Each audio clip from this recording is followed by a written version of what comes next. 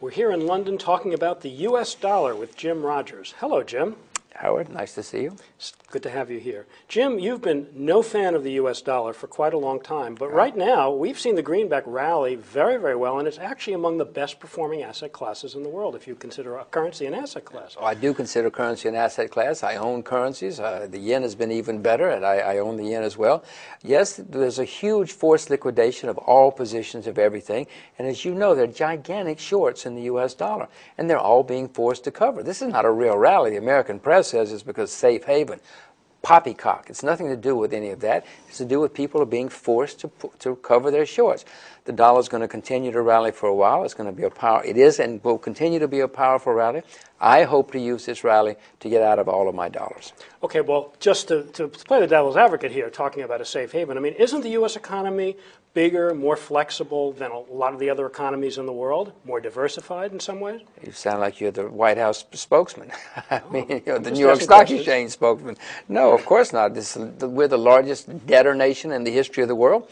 We owe the rest of the world trillions of dollars, over $13 trillion. Our foreign debts are increasing at the rate of $1 trillion every 15 months. No, it's not a safe haven. It's a place to get out of. There are going to be exchange controls eventually in the United States. Well, what about the other countries in Europe, for example? I mean, they're certainly putting a lot of money into their system. They are the UK is pretty deep in debt, similar to the United States. I mean, is that a reason? I mean, in comparison, maybe the dollar looks not as bad as some of the other places? I would not suggest you own sterling. No, under any circumstances. No. The Swiss Franc is even coming under question with me now because of what they're doing. Really? The euro is less flawed than the dollar. It's terribly flawed. No, Howard, it's a constant struggle I have. Where do you put your money? Can you find a sound currency? Right. And it's hard these days. It's hard.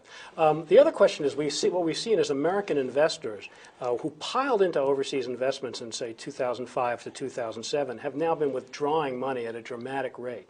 When that happens, people generally stay away from overseas investments for a number of years, and that might actually be propping up the dollar, according to some people. What do you think about that? That's part of it. I mean, that's not a short position per se, but it's money outside the country that is fleeing. If people are losing money in their IBM, they're not going to call out their broker and say, buy me some more Botswana. Are you kidding? They don't know where Botswana is. They're going to say, whatever that thing is you bought for me, get me out of it and take the money home. No, of course that's what's happening, part of what's happening. So how long do you expect the dollar to rally, and what will happen after that? Well, I'm the world's worst market timer. I'm the world's worst trader in the world, so I don't have a clue. I will have to play it as it goes. I mean, I presume till next spring. That's not a prediction. Maybe it's next week. I'm watching it as it goes. It looks as though there are more legs to this rally, but who knows? Thank you very much. Thank you. We've been speaking with Jim Rogers on the MoneyShow.com video network.